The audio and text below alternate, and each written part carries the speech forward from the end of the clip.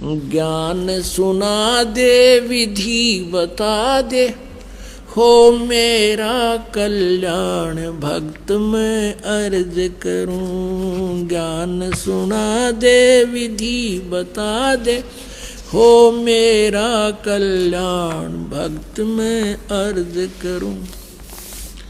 परमात्मा कबीर देव जी प्रथम बार जब मिले कहते हैं, उसको तो महात्मा कहते हैं और स्वयं को अपने आप को एक दास कहते हैं कि मुझे ऐसी विधि बता दे जिससे मेरा कल्याण हो धर्मदास।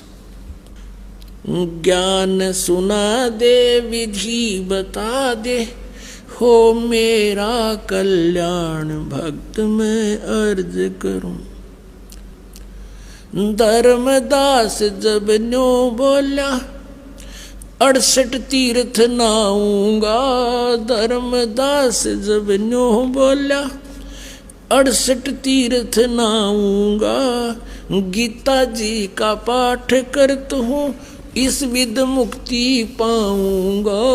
गीता जी का पाठ करता हूँ, इस विध मुक्ति पाऊंगा।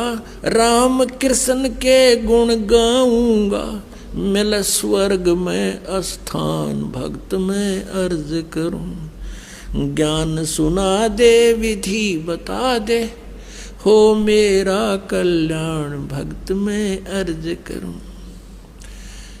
अब धर्मदास जी ने कहा कि मैं ऐसे ऐसे गीता जी का पाठ करूंगा, राम कृष्ण का जाप जपूंगा और तीर्थ में स्नान करूंगा, इससे मोक्ष मिलेगा। परमात्मा कहने लगे, धर्मदास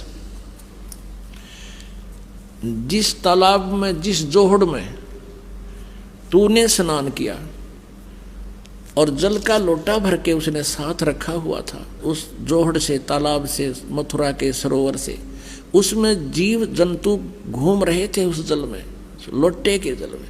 परमात्मा ने कहा कि इस तालाब में ये जीव जंतु रहते हैं और देख इस तालाब में मछली है, कछुए हैं, मेंढक हैं, ये तो सदा इसी में रहते हैं। तो तेरे से पहले तो इनका मोक्ष हो जाना चाहिए था, अगर तू इस तीर्थ में नहान मात्र से, स्नान मात्र से मोक्ष मानता है। तीर्थ जल में कछ और बच्छा, ये जीव बहुत से रहते हैं। तीर्थ जल में कछ और मच्छा, ये जीव बहुत से रहते हैं। इनकी मुक्ति ना होती जो कष्ट बहुत सा सहते हैं। इनकी मुक्ति ना होती ये कष्ट बहुत सा सहते हैं। सतयुग